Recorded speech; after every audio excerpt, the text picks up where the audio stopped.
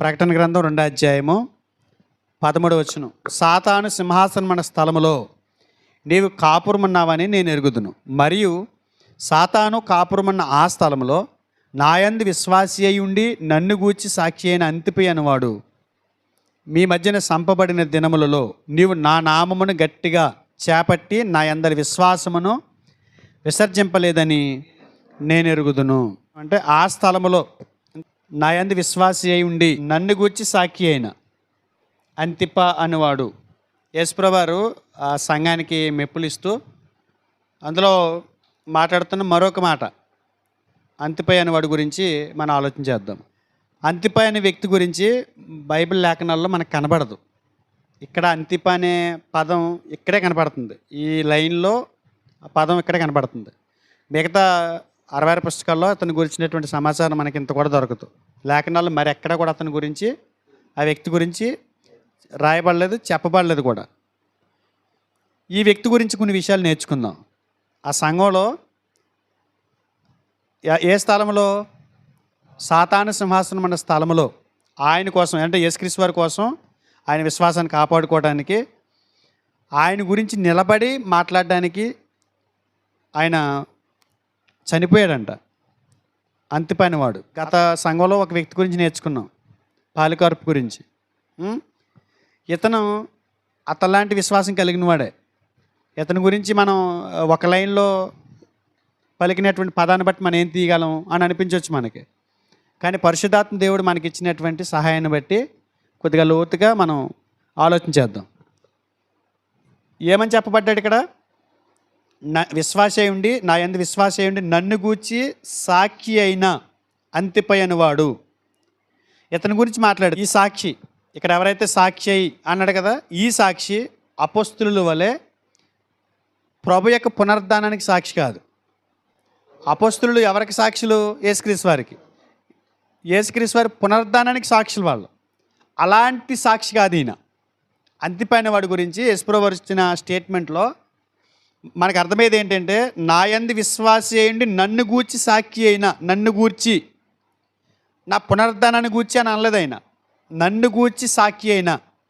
అపోస్తులు అయితే ఆయన పునరుద్ధానానికి సాక్షులు, మీరు నాకు సాక్షులై ఉందరు. ఏమని సాక్షులు అంటే, మృతుల నుంచి తిరిగి లేచాను అని మీరు ప్రచారం చేయండి, ప్రచురించండి అని చెప్పాడు. కానీ అంతిపైన వాడు పునరుద్ధానాన్ని గూర్చిన సాక్షి గురించి అక్కడ ప్రాణం పోగొట్టుకోలే, యేసుక్రీస్తు వారిని గూర్చి ప్రాణం పోగొట్టుకున్నాడు. అంటే ఈయన సాక్ష్యం వారి సాక్ష్యానికి డిఫరెంట్గా ఉంది. ఇంకోటి ఏంటంటే, ఈయన నోటి మాటలతో అబద్ధాలు పలికే సాక్షులు వంటి సాక్షి కాదు. ప్రజలు ఎలా ఉన్నారు ఇవాళ? కోట సాక్షులు ఎక్కువైపోతున్నారు. వాళ్ళ సాక్ష్యాలు ఎలా ఉంటున్నాయి? 50 పందికొక్కులు మా ఇంటి మీద దాడి చేసినప్పుడు ఉపవాసం ఉండి ప్రార్థన చేశాను, యేసుప్రభువు వారు 50 ఎలకల్ని చంపేయడానికి దేవుడు ఒక పిల్లిని పంపించాడు, దేవుడి ఇచ్చిన సాక్ష్యం దేవుడు దీవించిన కాక. ఇదా సాక్ష్యం అంటే? ఏళ్ళ సాక్షులు బొద్దింకలంట, కాక్రోచ్ బొద్దింకలంట, వచ్చి ఏడిపించేస్తున్నాయంట. 1000 బొద్దింకలు లెక్క పెట్టింది మరి ఈవిడ పక్కన కూర్చుని. ఆ 1000 బొద్దింకలను దేవుడు అంతమందించాడు. దేవుడి కోసం నేను సాక్షిని అని చెప్తుంది. ఆ అక్క సాక్ష్యం గొప్పది అని వస్తున్నాయి. ఏదో తన తల్లి విషయంలో దేవుడు చేసిన కార్యం అనుకుని చెప్తుంది. దేవుడు మంచి సాక్ష్యం నా కుటుంబంలో ఇచ్చాడని చెప్పి, ఇంతకీ ఎవరి అమ్మాయి అని చెప్పి అక్కడ పలానా అక్క, ఎవరా అమ్మాయి? శ్రావణి అక్క సాక్ష్యం అద్భుతమని వచ్చింది. ఎవరి శ్రావణి అని చెప్పి యూట్యూబ్లో కొడితే తన సాక్ష్యం ఒక 23 నిమిషాలు ఏదో ఉంది, వినలేదు నేను. మరి ఆమె ఏం చెప్పిందో ఆ చెల్లి నాకు తెలియదు. కానీ ఆ సాక్ష్యం చాలామంది వేరే ఛానల్స్లో అప్లోడ్ చేసుకున్నారు. దానివల్ల బలపడ్డామని కూడా కొంతమంది సాక్ష్యాలు ఇవ్వటం చూశాను నేను కింద మిగతాయి. ఎప్పుడైతే ఈ సాక్ష్యానికి అలవాటు పడిపోయి పాప ఎక్కడి నుంచి ఏం మొదలెట్టింది, పందికొక్కులు వచ్చినాయి దేవుడు తరిమేశాడు, బొద్దింకలు వచ్చినాయి దేవుడు అంతమందించాడు, ఈ కూడా సాక్ష్యాలు అనుకుంటుంది. ఇంకోటి ఏంటి, ప్రార్థన చేసుకుంటుంటే పక్కన ఎవరో టీవీ పెట్టేసి వాల్యూమ్ పెంచేస్తున్నారంట. ఎలా ప్రభా అని చెప్పేసి ఇక ఎలా తప్పించుకోవాలని చెప్పి చెవిలోని ఇయర్ ఫోన్స్ పెట్టుకుని పాటలు పెట్టుకుని ప్రార్థన చేసుకుంటారు. పాటలు చెవిలో ఆడుతూ ఉంటే ప్రార్థన మీద ఏకాగ్రత ఎలా వస్తుంది? వాడు పక్క నుంచి సౌండ్ వచ్చింది, డోర్ వేసుకుని ఏదో చేసుకున్నానంటే బాగుంటుంది. ఆ సౌండ్ దూరం అవుతుంది కాబట్టి చెవిలోనే ఇయర్ ఫోన్స్ పెట్టుకుని మనం ప్రార్థన ఎలా చేయగలం? ఏమని చేస్తాం? అంటే వీళ్ళు ఏమనుకున్నారంటే సాక్ష్యం అంటే ఇదే అనుకున్నారు. యేసుప్రభువారు అంటున్నాడు, సాక్ష్యం అంటే అది కాదు, అది కూట సాక్ష్యం, బ్రతకడానికి చెప్పే సాక్ష్యాలు అవి. నా ఈ అంతిపాలంటోడు కాదు, గాలి గౌలు చెప్పే సాక్షి కాదు, లేనిపోని చెప్పే సాక్షి కాదు, నా కోసం సాక్షి అయి చచ్చిపోయాడని చెప్తున్నాడు. మనం చెప్తాం సాక్ష్యం అంటే ఏంటి సంఘానికి? దేవుడి దయ వల్ల నేను కారు కొనుక్కున్నాను, దేవుని దయ వల్ల నాకు ఉద్యోగం వచ్చింది, దేవుని దయ వల్ల అది వచ్చింది, ఇది వచ్చింది. మరి యేసుప్రభుని నమ్మనోళ్ళకి చాలా వస్తున్నాయి, చాలా జరుగుతున్నాయని చెప్తున్నారు వాళ్ళు. మరి అవన్నీ ఏంటి? ఎవరిచ్చారు వాళ్ళకి? ఒకవేళ దేవుని నమ్ముకుంటే నాకు మోటార్ సైకిల్ వచ్చింది, దేవుని నమ్ముకుంటే నాకు కారు వచ్చింది, దేవుని నమ్ముకుంటే నాకు వివాహం అయింది, దేవుని నమ్ముకుంటే నేను మంచి భవనం కొనుక్కున్నాను, దేవుని నమ్ముకుంటే నాకు ఉద్యోగం వచ్చింది అనే సాక్ష్యమే చెప్తే ఇల్లున్నవాడికి యేసుప్రభు అవసరంలా. ఎందుకు నమ్మాలి ఆయన్ని? ఇల్లు కోసమే నమ్మాలి కాబట్టి. కారు ఉన్నవాడికి యేసుప్రభు అవసరంలా. ఎందుకని? యేసుప్రభు నమ్ముకుంటూ కారు వస్తుంది కాబట్టి. అంటే నాకు కారు ఉంది కాబట్టి ఆయన నమ్మాల్సిన అవసరం లేదు, నాకు ఇల్లు ఉంది కాబట్టి ఆయన నమ్మాల్సిన అవసరం లేదు, అసలు ఆయన అవసరమే నాకు లేదన్నట్టుగా భూమి మీద చాలామంది మనుషులు ఉన్నారు. ఎందుకంటే వాళ్ళు కడుపులో చల్ల కదలకుండా బతుకుతున్నారు, హాయిగా ఉన్నారు, ప్రశాంతంగా బ్రతుకుతున్నారు. మరి యేసుప్రభు వారి అవసరం ఏముంది వాళ్ళకి? అలాంటి కూట సాక్షి కాదు అంతిప. అలాంటి కళ్ళుబొల్లి మాటలు చెప్పి ప్రజలను మభ్య పెట్టకూడదు మనం. ఏమని చెప్తున్నాడు యేసుప్రభు వారు అని అంటే, నోటి మాటలతో అబద్ధాలు పలికే నేటి జనులు చెప్పేటువంటి సాక్ష్యం చెప్పే విధానం అంతిపది కాదు. కళ్ళుబొల్లి కవులు చెప్పే కూట సాక్ష్యాలు చెప్పే సాక్షి లాంటి సాక్షి అంతిప కాదు. అంటే ఆయన మాటలు అదే అర్థమవుతుంది నాకైతే. నా యందు విశ్వాసి అయ్యుండి నన్ను గూర్చి సాక్షి అయిన అంతిపైనవాడు. అంతిపైనవాడు బ్రతుకుతున్నందుకు, యోహాను గారి సాక్ష్యాన్ని ప్రకటిస్తున్నందుకు, అంతిపైనవాడు బ్రతుకుతున్నందుకు ఏం చేశారు? నన్ను గూర్చి. ఒక మనిషి మీ వల్లే ఇది నేను ఈ పని చేయగలిగాను అన్నాడు అనుకోండి, ఎలా ఉంటుంది? చాలా ఆనందాన్ని ఇస్తుంది. యేసుప్రభు వారు ఏమంటున్నాడు తెలుసా? నా కోసం చచ్చిపోయాడు అని అంటే ఇంకెంత బాగుంటుంది? అంతిపని అలాగే అంటున్నాడు, నా కోసం చనిపోయాడు. అసలు అంతిప ఆత్మ ఎంత పరితపించిపోయి ఉంటుంది ఇంటే శబ్దం, ఆ మాట విన్నప్పుడు. ఒక సృష్టికర్త అయిన దేవుడు ఒక వ్యక్తి గురించి ఇస్తున్నప్పుడు ఆ సాక్ష్యాన్ని బట్టి ఆ సంఘం ఇంకా పులకించిపోవాలి. నా కోసం చచ్చిపోయాడు అని అన్నప్పుడు ఉబ్బు తబ్బిబ్బ వాళ్ళ సంఘం అంతా. అంటే దేవుని కోసం ప్రాణత్యాగాలు చేసే అంత గొప్ప స్థాయి మా స్థానిక సంఘానికి వచ్చింది అని ఆనందించారు. అలాంటి సాక్షి ఈయన, అలాంటి సాక్షి అంతిప. ఏ సాక్షి? పునరుద్ధానపు సాక్షి కాదు. అంతిప ఏ సాక్షి కాదు? కళ్ళుబొల్లి కబుర్లు చెప్పే కూట సాక్షి కాదు. అంతిప ఏ సాక్షి? హతసాక్షి. అంతే కదా. అది ఏం చెప్పాడైనా? నా కోసం చనిపోయాడంటే ఏంటి? నా కోసం చచ్చిపోవటానికి కూడా ఇష్టపడే ఒక సాక్షి, హతసాక్షి. అయితే కొంతమంది అంతిప అనే పదం అది వ్యక్తి కాదు, అంతిపాస్ అనే పదం వ్యక్తి కాదు అని మాట్లాడతారు. యేసుప్రభు వారు అంతిప అనేవాడు అని పదం పలికారు కదా అక్కడ. అంతిప ఇక్కడ ఆగిపోతే సరిపోయేది. అంతిపయను అనువాడు, అది వ్యక్తిని సంబోధిస్తాం. వాడు అది స్త్రీని సంబోధించినప్పుడు ఆమె, అతడు, అనువాడు, ఈ వ్యక్తులకు వాడే పదాలు కదా. అంతిపై అనేవాడు అని అన్నప్పుడు అది వ్యక్తే. కానీ కొంతమంది అభిప్రాయం ఏంటంటే అంతిప అనేవాడు వ్యక్తి కాదు అని చెప్తే వాళ్ళు ఏమన్నారనంటే, అంతిపాస్ అనేది వ్యక్తి పేరు కాదు, ఇది నిజంగా పెర్గమాసులో లేదనుకుంటే గ్రీకులో హై ఎలివేషన్ అంటే క్రైస్తవ్యానికి మూలం. అంటే యేసుక్రీస్తు కోసం, క్రైస్తవం కోసం నిలబడి చంపబడిన వారికి జాబితా ఉంటుంది చూసారా? ఆ జాబితాని అంతటిని కలిపి ఆ జాబితాలోకి ఎవరెవరైతే చేర్చబడుతున్నారో వాళ్ళందరినీ కూడా అంతిపాస్ అని పిలవటం అలవాటు. అక్కడ హతసాక్షులు అనే గ్రూప్ని అంతిపని పిలుస్తారని చెప్తున్నారు వాళ్ళు. అర్థమైందా? అంతిప అనేవాడు వ్యక్తి కాదు, ఆ గ్రూపులోనికి చేరినటువంటి వాడు ఒకడు మీ సంఘంలో ఉన్నాడు. హతసాక్షుల సంఘం, అందులో సభ్యుడు మీలో ఒకడు ఉన్నాడు అని యేసుప్రభు వారు మాట్లాడుతున్నట్టుగా చెప్తున్నారు వాళ్ళు. కానీ దాన్ని మనం ఏకమించాల్సిన అవసరం లేదు. ఎందుకంటే అంతిపయను వాడు అని యేసుప్రభు స్టేట్మెంట్లో కనపడుతుంది. గ్రీకులో కూడా వ్యక్తిగానే వ్యక్తీకరించడం కాదు, వ్యక్తిగానే అందులో రాయబడినట్టు మనం చూస్తాం. అంటే ఎవరైతే వాళ్ళ విశ్వాసాన్ని కాపాడుకోవడానికి అమరవీరులయ్యారో వాళ్ళందరికీ పెట్టే ఆ జాబితాకి పెట్టే పేరు అంతిప అనేది బయట మాట్లాడుకుంటున్నారో దాని గురించి చిన్న మీరు మైండ్లో పెట్టుకోవాలని నేను మాట్లాడుతున్నాను తప్ప వేరేగా దాన్ని వ్యక్తి కాదు ఇలా కానీ మేము అడక్కలా, ఇలా బోధించబడుతుంది కాబట్టి చెప్తున్నాం. కానీ ఇక్కడైతే మాత్రం వ్యక్తే ఉన్నాడు. ఏమయ్యాడు ఈయన? హతసాక్షి అంటే తన విశ్వాస నిమిత్తం హతుడైపోయాడు. ఎందుకు బలయ్యి ఉంటాడు చెప్పండి? ఎందుకు బలయ్యి ఉంటాడో? పెర్గమ భౌగోళిక పరిస్థితులు అన్నారు. పెర్గమలో సంఘం స్థాపించబడినప్పుడు పరిస్థితులు అన్నారు. చనిపోయాడంటే ఎందుకు చనిపోయి ఉంటాడు? మీకు వాక్యం విన్న దాన్ని బట్టి చెప్పండి. అది మెయిన్ ఏంటంటే చక్రవర్తులకు ఆయన నమస్కారం చేయలే. మన భాషలో చెప్పాలంటే ఏ ఎండగా గొడుగు పట్టలేదు. ఏ ఎండగా గొడుగు కడితే ఎందుకు తీసేస్తాం? శుభ్రంగా ఉంటాం. అన్ని రకాలు మామూలుగా ఒకదాని మీద వెళ్ళామనుకోండి 100 వస్తుంది, 4 రకాలుగా తలొగ్గామనుకోండి 400 వస్తాయి కదా. ఆ టైప్ మాత్రం ఈయన కాదు. ఇతడు బహుశా చక్రవర్తుల కొరకు వాళ్ళని ఆరాధించే విషయంలో ఏకీభించలేదు కాబట్టి బలయ్యాడు అనేది మనకి క్లారిటీగా అర్థమవుతుంది. ఇంకా రోమా దేవతలు ఆలింగనం చేసుకోవటంలో ఎట్టి పరిస్థితులు కూడా దరిదాపులకి వెళ్ళను, నిలబడ్డాడు అంతే. పెట్టు దండం పెట్టి వదిలేస్తాం, నమస్కారం చేయి వదిలేస్తాం, ధూపమై సాంబ్రాణి చంపేసిన పర్వాలేదు అన్నాడు. అంటే ఇవన్నీ అతను చనిపోవటానికి హతసాక్షి అవ్వటానికి ఇవన్నీ కారణాలు అవిని. ఇతని గురించి లేఖనాల్లో మనకి ఏం కనిపించకపోయినప్పటికీ తాను నిలబడినటువంటి పరిస్థితులు, అతని విశ్వాసం ఎలాంటిదో, అతని ఆసక్తి ఎలాంటిదో, అతని జీవిత నడవడిక ఎలాంటిదో, ఆయన వైఖరెట్టిదో మనకు తెలిసిపోద్ది. ఇక్కడ రాయక్కర్లా.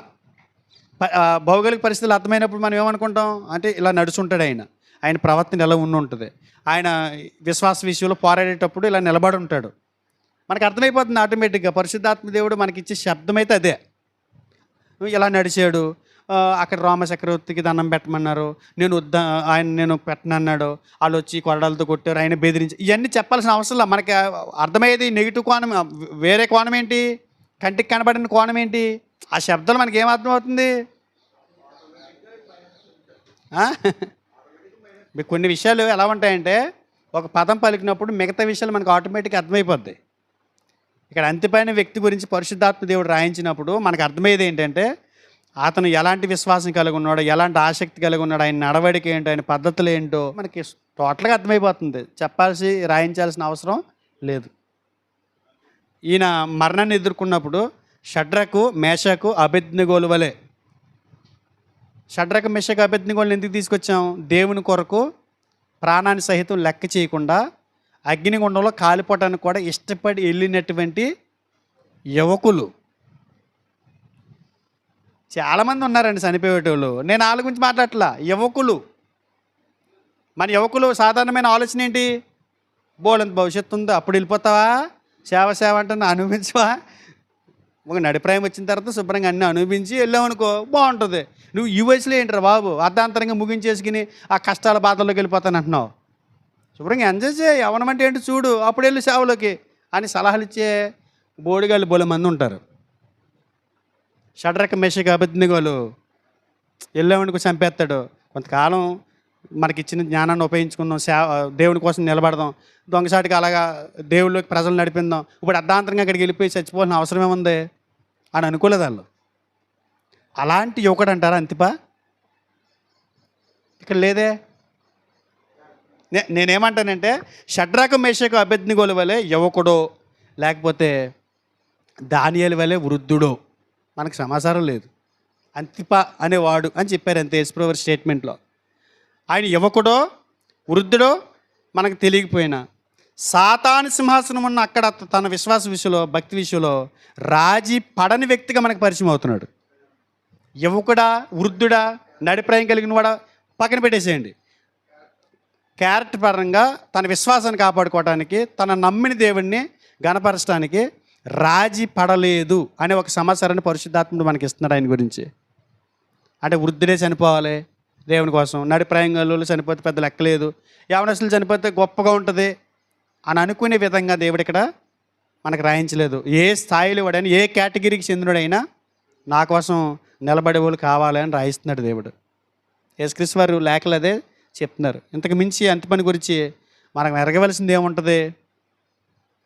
ఆయన రంగేంటి, లేకపోతే ఆయన ఒంటరోడా, చనిపోయాడనంటే భార్య పిల్లలు ఉన్నారంటావా, అనుమానాలు. ఎంతమంది పిల్లలు ఉంటారంటావు? ఆ పిల్లలు ఆడపిల్లలు అంటావా? పాపం పాపం తన భార్య వయసులో ఉన్నావిడంటావా? పాపం అయ్యో ఎన్ని బాధలు. ఇలాంటి సమాచారం మేము పరిశుద్ధాత్ముడు ఇవ్వలా. ఒకటే ఇచ్చాడు, నా కోసం బతికి చచ్చిపోయాడు అంతే. మనం ఎన్ని చూసుకుంటాం? వెళ్ళిపోతున్నావా, అక్కడ ఎవడన్నా ఆపి కుట్టి చంపేశారనుకో, నీ భార్య పిల్లలు ఎవరు చూస్తారంటారు. ఇక్కడ నడిపామనుకో, ఒరే పిల్లలు పెళ్ళిళ్ళు చేసి వెళ్ళరా నాయన, ఈలోకి చచ్చామంటే పిల్లల పెళ్ళి ఎవరు చేస్తారంటారు. వృద్ధులైపోయి చచ్చిపోయామనుకో, ముసలాడు అవుతారు, చచ్చాడు కౌరులు చెబుతున్నాడు, వీడు మమ్మల్ని అనిపించుకోవాలి చెడగొట్టి వీడు అనిపించేసి ఇప్పుడు చెబుతున్నాడు కౌరులు అంటారు. అందుకొచ్చి ఆ సమాచారం ఇవ్వద్దు. మనకి ఎప్పుడైనా చచ్చిపోతాం దేవుని కోసం అనరా, ఏదైనా కారణం ఉంటుంది. అందుకే దేవుడు ఆ సమాచారం ఏం రాయాలి. ఆయన వృద్ధుడో యువకుడో నడిప్రాయం కలిగి ఏం చెప్పలేదు. దేవుడు నా కోసం చచ్చిపోయాడు అంతే. ఇది కావాలి. అంతిపనికి వచ్చిన సమాచారం మనం పూర్తిగా ఎరగాలి. ఆయన గురించి పూర్తి డీటెయిల్స్ ఉండి, ఎక్కడ పుట్టాడు, ఆయన పేరుకి అర్థమేంటి ఏం వద్దు. మనం నేర్చుకోవాల్సింది ఏంటో తెలుసా? మన విశ్వాసాన్ని కాపాడుకోవడానికి ప్రాణాన్ని కూడా లెక్క చేయకూడదు. అతడు ఎలా చంపబడ్డాడో కూడా మనకు తెలియదు. రాశాడు అక్కడ, నా కోసం చనిపోయాడు. ఎలా చనిపోయాడు? నరికేశారా? తలకే తీసేశారా? తలకిందులకి సిలువేశారా? శరం ఒలిశారా? ఇవన్నీ రాశాడా? మొత్తం మీద ఏం జరిగిన ఏమయ్యాడు? ఎవరి కోసం? అతడు ఏం జరిగించుండగా చంపబడ్డాడో మనకు తెలీదు. ఏం చేస్తూ చంపబడ్డాడో మనకు తెలియదు. యేసుప్రభు ఇస్తున్న సాక్ష్యం ఏంటంటే, అది అవసరం లేదు కాబట్టి అది రాయించలేదు. యేసుప్రభు ఇచ్చిన సాక్ష్యం ఏంటంటే, అతడు ఎందుకు చంపబడ్డాడో తేటగా చెప్పబడింది. నా కోసం. ఎలా చంపబడ్డాడు, ఏ రకంగా చంపబడ్డాడో అవసరం లేదు. ఎవరి కోసం చంపబడ్డాడో చాలు. ఇదంతా ఎవరి కోసం జరిగింది?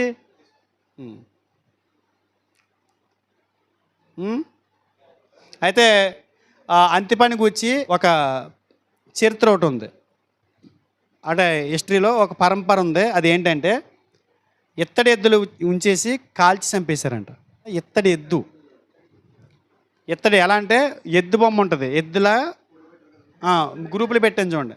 ఆ బోల్ట్లు బిగించి రెండు పాటలు ఉంటుంది, ఆ మధ్యలో డొలక్ కింద ఉంటుంది, బోల్ట్లు బిగించేస్తారు. ఆ ఇత్తడి కోడెట్టుకెళ్ళి అగ్నిగుండంలో దింపేస్తారు. అలా చంపేశారనేటువంటి ఒక చరిత్ర ఉంది. అది చెప్పింది ఎవరంటే టెర్టులియన్ అనేటువంటి ఒక చరిత్రకారుడు అని ఈయన హిస్టరీలో రాశాడు. అంటే ఆ మొదటి శతాబ్దానికి సంబంధించిన చరిత్రకారుడు. అంటే అతను చెప్పింది నమ్మొచ్చు, కానీ అది వాక్యాధారం లేదు కాబట్టి మనసుని పెట్టుకోవాలి. 13C complete matter రాసుకుందాం. చూడండి, మనకున్న సమాచారాన్ని బట్టి, యేసుప్రభు ఇచ్చిన సాక్ష్యాన్ని బట్టి, అంతిపైన వాడు ఇతని గురించి మనకి లేఖనాల్లో పెద్దగా కనిపించదు. కానీ రాయబడినటువంటి వచనాన్ని బట్టి, ఆ శబ్దాన్ని బట్టి ఆయన అంతిపైన వాడు అపోస్తలుల వలె పునరుద్ధానపు సాక్షి కాదు. నోటి మాటలతో అబద్ధ సాక్ష్యాలు పలుకుతారు చూశారు ఈరోజు ప్రజలు. అలాంటి కూట సాక్షి కాదు. అంతిపైన వాడు హతసాక్షి. తన విశ్వాస నిమిత్తం హతుడైన వాడు. ఎందుకంటే అతడు బహుశా చక్రవర్తులకి బలిచ్చి ఉండడు, ఆ బలిని నిరాకరించి ఉంటాడు. ఇతను క్రీస్తుని వదిలేసుకుని, క్రీస్తుని త్యజించి రోమదేవతల ఆలింగనం చేసుకోవడానికి నిరాకరించినవాడు. ఈ పాయింట్స్ ఉంటేనే ఆయన హతసాక్షి అవడానికి కారణమై ఉంటుంది. ఇవన్నీ ఓకే అనుకోండి, హతసాక్షి అవ్వాల్సిన అవసరం లేదు. మనం బోర్డు మీద రాసుకుంటున్నాం కాబట్టి అంతిపని గురించి లేఖనాల్లో మనకి కనిపించదు. అయినా కూడా అతను ఏ స్థితిలో నిలబడ్డాడో ఆ పరిస్థితులను ఆధారం చేసుకుంటే అతని విశ్వాసం ఏంటో, అతని ఆసక్తి ఎలాంటిదో, ఆయన నడవడిక ఎలాంటిదో, ఆయన వైఖరి ఎలాంటిదో మనం తెలుసుకోగలం. రాయబడిన పరిస్థితులు బట్టి. సాతాను సింహాసనం అన్న స్థలం అన్నాడు కదా, దాన్ని బట్టి ఆయన మరణాన్ని ఎదుర్కొన్నప్పుడు ఏ స్థితిలో ఉన్నాడు అన్నది. షడ్రకు మేషకు అబేద్నెగోల వలె యువకుడో, దానియేలు వలె వృద్ధుడో మనకు తెలియకపోయినా సాతాను సింహాసనం ఉన్న అక్కడ తన విశ్వాస విషయంలో, భక్తి విషయంలో రాజీ పడని వ్యక్తి. వయసుతో పని లేదు విశ్వాసానికి. కడ వరకు నిలబడాలి అనేది మనకు అర్థమవుతుంది. కొనసాగించుకుందాం దీన్ని. ఇంతకు మించి అంతి పని గురించి మనకి ఏం తెలియాలి? ఏమైనా అవసరమా? ఆయన బయోడేటా అని కావాలా? ఏం చదువుకున్నాడో, ఎక్కడ చదువుకున్నాడో, ఏ యూనివర్సిటీలో నేను అవసరమా? ఏంటి పాయింట్ మనకి అవసరమైంది? దేనికోసం చనిపోయాడు, ఇది పాయింట్. దాన్ని కొనసాగించుకుందాం ఒకసారి. చివరికి లెక్క ఏమొస్తుంది? యేసుక్రీస్తు నిమిత్తం చనిపోయాడు, ఇది ఆఖరి లెక్క. కానీ పారంపర్యం ఒకటి ఉంది. పుక్కటి పురాణాలు ఉంటాయి కదా, హిస్టరీలు ఉంటాయి కదా కొన్ని. ఆ హిస్టరీలో ఇత్తడి ఎద్దులు ఉంచి నెమ్మదిగా కాల్చి చంపారని టెర్టులియన్ అనేటువంటి ఒక చరిత్రకారుడు తన పురాణంలో చెప్పాడు. ఇత్తడి ఎద్దులో ఉంచి నెమ్మదిగా కాల్చి చంపారంట.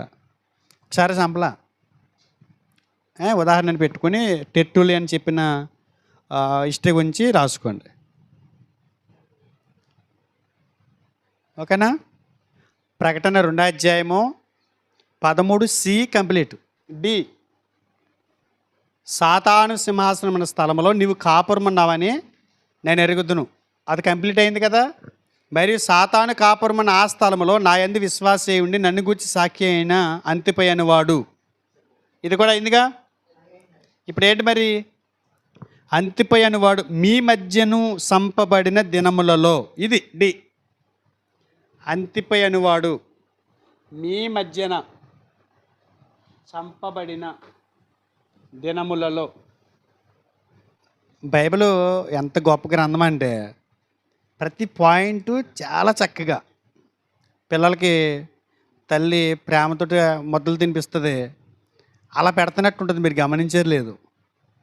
ఇక ఈ మాటలు మీకు ఏమర్థమవుతుంది? అంతిపై అనువాడు మీ మధ్యన సంపబడిన దినములలో. మనం ఏం హైలైట్ చేస్తున్నాం? అంతిపై అనువాడు చంపబడిన, ఇది తీసుకుంటున్నాం. అంతిపైన వాడు ఎవరి కోసం చనిపోయాడు? క్రీస్తు ప్రభు కోసం చనిపోయాడు. అది తీసుకుని వదిలేసి మనం ముందుకు సాగిపోతాం. కానీ దేవుడు ఈరోజు మనకు నేర్పుతున్నది ఏంటి తెలుసా? మీ మధ్యన చంపబడిన దినములలో. ఎందుకో పదం యేసుక్రీస్తు వారు తన లేఖలో వాడారు. మనకు పాఠం, పెర్గమ సంఘస్థులకు కాదు ఇది, మనకు పాఠం. మీ మధ్యన ఎందుకన్నాడు యేసుప్రభు వారు? మీ మధ్యన అన్నప్పుడు ఇగో 10 మంది ఉన్నారండి ఇక్కడ, ఒక 2-3 నేర్చుకుంటున్నాం ఇలాగా, ఒక 5కి నేర్చుకున్నాం. ఒక వ్యక్తిని చంపేశారు. ఎవరి మధ్య ఉన్నాడు? మరి 5గురు కళ్ళు మూసుకున్నారా? కళ్ళు మూసుకున్నారా? ఏం చేస్తున్నారు? ఏంటి వాళ్ళ ఉద్దేశం? చంపిన వాళ్ళ ఉద్దేశం ఏంటి అంటున్నాను. ఈ 4 పారిపోవటానికి. ఒక వ్యక్తిని చంపితే మిగతా వాళ్ళందరూ బెదిరిపోయి పారిపోయి మరలా చక్రవర్తిని ఆరాధన చేస్తూ ఉంటే బయటకు వస్తారు. అదే వాళ్ళ ప్లాన్.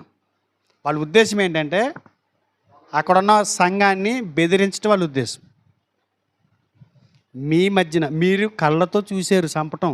నిజంగా కొడుతున్నప్పుడు కొట్టకుండా తీసుకెళ్ళరుగా, ముందు రకరకాలుగా హింసించి ఉంటారు. తీసుకెళ్ళి ఆ ఇత్తడి కోడిలో పొడికబెట్టి ఆ బోల్ట్లు బిగించి ఆ కోడిలోకి దింపిన ఆ ఎద్దు కిందకి దింపిన తర్వాత ఆ ఎద్దుని ఆ మంటలోకి దింపుతున్నప్పుడు అరుపులు వినపడతాయంటారా?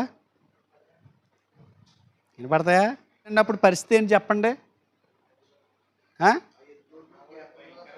గ్యాప్ కాదు, గుల్ల సౌండ్ వచ్చేది కదా, అందులో ఆ చెవిలో పడతాయి కదా. అసలు మిగతా వాళ్ళ పరిస్థితి ఏంటి అంటున్నాను. కానీ ఒక వ్యక్తి అర్ధాంతరంగా తన విశ్వాసాన్ని కొనసాగించుకుంటూ భక్తిని చేస్తుంటే ఇలా ఇత్తడి ఎద్దులు పెట్టేసి తగలబెట్టేస్తుంటే అతను అరుపులు అరుస్తుంటే మిగతా సంఘస్థుల పరిస్థితి ఏంటి అంటున్నాను. ఇప్పుడు చాలా సందర్భాల్లో మనం యథార్థంగా వాక్యం చెప్తున్నప్పుడు వాళ్ళు వ్యతిరేకించారనుకోండి, యథార్థంగా మనం సేవ చేస్తున్నప్పుడు మనల్ని ఏదైనా పక్కన ఎవరో దగ్గర మన గురించి తప్పుకు మాట్లాడారనుకోండి, మనకి ఎంత బాధ వేస్తుంది? చే యథార్థంగా చేయకూడదు. తరుక్కుపోద్ది. మరి అలాంటిది అసలు దేవుని కోసం చచ్చిపోయాడు ఒక వ్యక్తిని అలా చంపేస్తున్నారు మన కళ్ళ ముందనంటే మిగతా వ్యక్తులు ఏమనుకుంటారో చెప్పాలి. ఒరేయ్! ఎందుకు వచ్చిందిరా బావ, ఎందుకురా చచ్చిపోతారు అలాగా చూడరా ఎంత దారుణంగా చంపేస్తున్నారు. రేయ్! ఎందుకురా బావ, పిల్లలు డాడీ డాడీ లేకపోతే అమ్మ అమ్మ చూడు ఆ తాతయ్యని ఎలా కాల్చేస్తున్నారు, లేకపోతే ఆ బాబాయిని ఎలా తగలబెట్టేస్తున్నారు చూడు అని మిగతా సంఘస్థుల మీద ప్రభావం పడుతుందా పడదా? అందు గురించి ఎదురుకుండా చంపారంట వాళ్ళు. అర్థమైందా? ఒక వాతావరణాన్ని క్రియేట్ చేసుకోండి మీ మైండ్లో, చూడండి అంతే పరుపులేనండి ఒకసారి. అది చెప్పుకుంటేనే మీకు మనసులో బాధేసింది, మరి దగ్గరున్న వాళ్ళకి ఎంత బాధేసి ఉంటుంది. అందుకే చెప్పాడు ఏమని, అంతిపై అనేవాడు మీ మధ్యన చంపబడిన దినములు. అంటే అంతిపని చంపినప్పుడు పెర్గమ సంఘస్థులు అక్కడే ఉన్నారు. వారు తమ కళ్ళతో చూశారు, వారిని బెదిరించడం వాళ్ళ యొక్క ఉద్దేశం కదా. ఒకే విశ్వాస కోవకు చెందినటువంటి మరొక వ్యక్తిని అలా చంపేస్తుంటే ఈ విశ్వాసులు మీద ఆ ప్రభావం పడుతుందా పడదని అడుగుతున్నా. పడుతుంది. అలాంటి పరిస్థితుల్లో యేసుప్రభువు వారు స్టేట్మెంట్ ఇస్తున్నారు, నీవు నా నామమును గట్టిగా చేపట్టి నా యందలి విశ్వాసమును విసర్జించలేదని నేను ఎరుగుదును. ఎవరితో మాట్లాడుతున్నాడు ఇది? అంతిపని గురించి ఇస్తున్న సాక్ష్యమా, మిగతా బతుకున్న వాళ్ళ గురించి ఇస్తున్న సాక్ష్యమా? అలా చంపేస్తుంటే పారిపోవాలి, మీరు నిలబడ్డారంటున్నాడు మిగతా విశ్వాసుల్ని. అర్థమైందా? అంతిపని గురించి చంపుతున్నప్పుడు మీ మధ్యన చంపబడిన దినములు అన్నారు కదా. అంతిపని చంపుతున్నప్పుడు ఎవరున్నారు అక్కడ? ఆ సంఘస్థులు అక్కడే ఉన్నారు. వారు స్వయంగా వాళ్ళ కళ్ళతో ఆ సన్నివేశాన్ని చూశారు. దాని ఉద్దేశం ఏంటంటే మిగతా వాళ్ళని బెదిరించడం. ఆ పరిస్థితుల్లో వాళ్ళు ఎలా నిలబడ్డారు? ఆయన నామం నిమిత్తం గట్టిగా చేపట్టి ఆయన అందరి విశ్వాసాన్ని విసర్జించలేదు. అది యేసుక్రీస్తు వారు వాళ్ళకి ఇస్తున్న మెప్పులు. అన్వయించుకుందాం. నేర్చుకోవటమే కాదు, నేర్చుకోవటం అంటే వాళ్ళకి అక్కడ ఏం జరిగింది ఏంటన్నది నేర్చుకుంటున్నాం. మనం అన్వయించుకోవాలి కదా. మనకు ఒకవేళ అలాంటి పరిస్థితులు వస్తే ఏం చేయాలన్నది ఇక్కడి నుంచి అన్వయింపు వస్తుంది మీకు పాఠం కూడా. ఎందుకంటే ముందు నియమం 13 వచ్చిన నియమం మనకు నేర్పుతున్న నియమం అన్నమాట. అన్వయం నియమం. ఫస్ట్ నియమం పెట్టుకోండి, తర్వాత ఇది అన్వయం చూద్దాం. 13 వచ్చిన మనకు నేర్పుతున్న నియమం ఏంటి? నిశ్చయత ఒక భేదమని కలగజేస్తుంది. 13 వచ్చిన మనకి ఏమి నేర్పిస్తుంది? నీవు దేనికోసమైనా ఒక దానికోసం గట్టిగా నిలబడితే భేదాలు ఖచ్చితంగా వస్తాయి. ఒక దానికోసం నిశ్చయంగా నువ్వు వాళ్ళని నిలబడి చూడు, ఈ ఖచ్చితంగా వచ్చేస్తాయి. నువ్వు ఉండవెంత ఇక్కడ నిలబడి చూడు ఒకసారి, దేనికోసమైనా అయినా ఒక దానికోసం నిలబడి చూడు, బతకనోరు. 13 వచ్చిన మనకి ఏమి నేర్పుతుందంటే ఒక నిశ్చేత కలిగి ఉండు, ఖచ్చితంగా భేదాలు ఎదుర్కొంటాం. అది నేర్చుకోవాలి మనం. అంటే కొన్నిసార్లు సత్యాన్ని బోధింటే ఎవరు రావట్లేదు వెళ్ళిపోతున్నారని అనిపిస్తుంది నాకు ఒక్కొక్కసారి. అంటే కరెక్ట్గా ఉన్నావు కాబట్టి అలా వెళ్ళిపోతారు. అది నీ తప్పు కాదు, నువ్వు అలా ఉండంతే అని నేర్పుతుంది 13. నిలబడి చూడండి, నీ బంధువులు నీ వెనకాల వస్తారేమో. అక్కడ నిశ్చయత, నేను ఏమైనా సరే నా బంధులో ప్రాణం ఉన్నంత వరకు దేవుని కోసమే బ్రతికి చచ్చిపోతానని ఒక నిశ్చయతకి రా. నీ స్నేహితులు, నీ బంధువులు, నీ భార్యతో సహోదరులు వెళ్ళిపోద్ది. అది ఆ వచనంలో ఉన్న నియమం. అది తాగుతున్నప్పుడు ఎవడని చెప్పాడా ఎరా అన్నాడు ఎవడైనా? ఇప్పుడు సేవ చేస్తానంటే ఎరా మొత్తం భార్య పిల్లలు ఏంటి అంటున్నారు. ఇది ఎక్కడ జబ్బు అర్థం అవ్వట్లేదు. తాగేసిన ఏమంటలేదు, పాపం చేసిన ఏమంటలేదు, దేవుని కోసం బతికినోడిని వాళ్ళని 1,00,000 కారణాలు చెప్తున్నారు. అలాంటి లోకంలో మనం ఒక నిశ్చయిత కలిగి జీవిస్తున్నప్పుడు భేదాలు వస్తాయని మనం గమనించాలి ఎప్పుడు కూడా. 13 వచనం మనకి ఇస్తున్న నియమం అది. ఇప్పుడు అన్వయం అంటే ఏంటి?